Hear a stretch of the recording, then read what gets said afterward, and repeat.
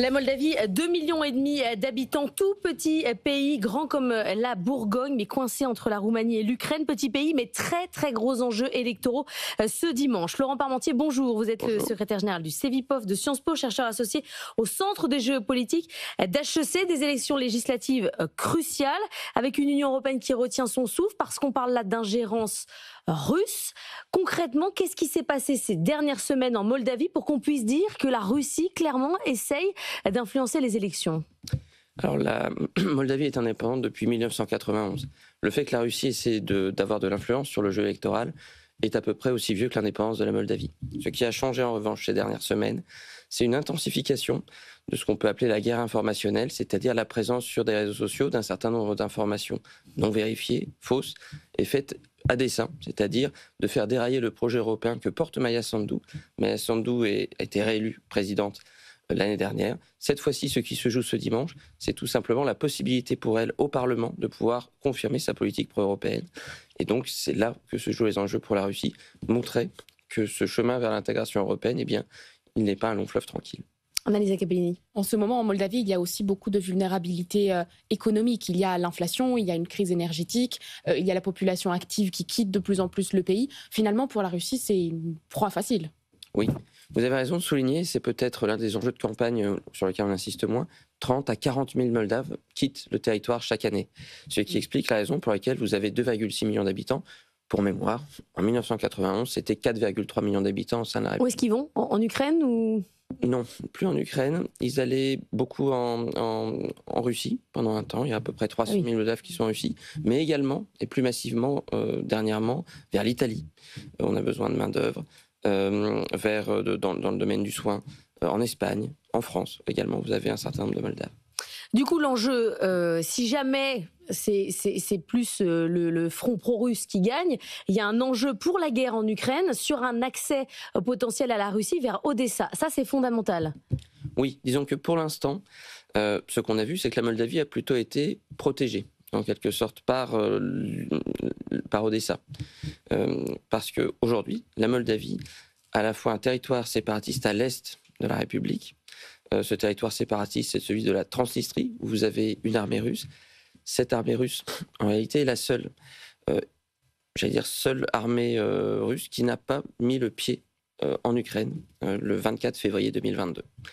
Pourquoi ? Tout simplement parce qu'ils ne sont pas suffisamment nombreux pour faire la différence.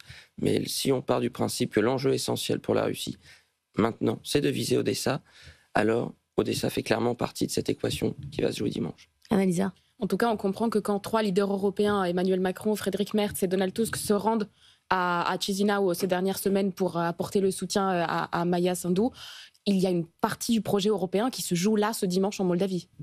On peut estimer que la crédibilité de la politique d'élargissement de l'Union européenne va se jouer en partie à Chisinau. Pourquoi ? Si vous regardez un petit peu les développements politiques des autres États qui sont concernés par cette politique d'élargissement entre la Russie et l'Union européenne aujourd'hui, vous voyez que ce ne sera pas la Biélorussie, ce ne seront pas les États du Caucase du Sud. Pour l'instant, un État comme la Géorgie, qui a vocation à se rapprocher de l'Union européenne, dont l'opinion publique est très favorable, vous avez entendu Volodymyr Zelensky à la tribune des Nations Unies dire en substance, vous Européens, vous avez perdu la Géorgie, vous ne pouvez pas vous permettre de perdre la Moldavie. C'est là que se situe l'enjeu. Mais quand vous avez une inflation qui a pris 30% depuis le début de la guerre en Ukraine, quand vous avez l'énergie qui a explosé, que vous avez des arguments russes pour dire rejoignez-nous, tout sera plus simple, on vous donnera l'énergie qu'il vous faut, ça c'est poreux dans l'opinion publique. Ça fonctionne. Oui, il y a une partie de l'opinion publique qui est très sensible.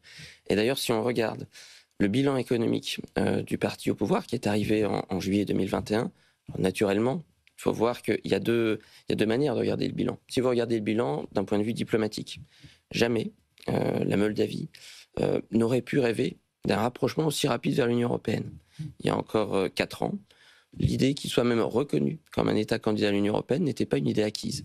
La guerre en Ukraine a fondamentalement changé cette orientation-là. Mais vous avez raison de souligner que pour le parti au pouvoir, il y avait, il y a aujourd'hui 4 ans d'exercice du pouvoir dans lequel la Moldavie n'a pas réussi à retrouver un rebond économique. C'est normal, ils sont juste à côté.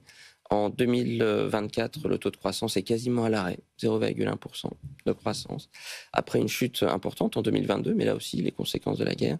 Donc oui, si on regarde cet élément du bilan, le passé peut être moins flatteur.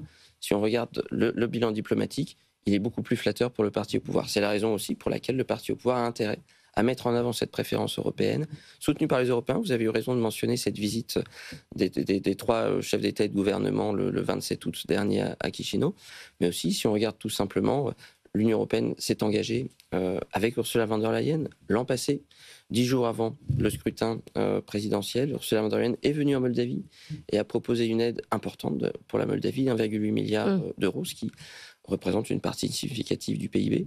Donc oui, on a quelque chose qui est de l'ordre de la volonté de la part des Européens de consolider cette trajectoire européenne de la Moldavie, parce que si vous pouvez le faire là, l'idée est tout simplement qu'on pourra le faire ailleurs. Si vous ne pouvez pas le faire là, alors il y aura des difficultés. Merci beaucoup Florent Parmentier d'être venu ce matin dans la matinale de l'économie pour cette élection majeure en Moldavie, élection évidemment qui concerne toute l'Europe.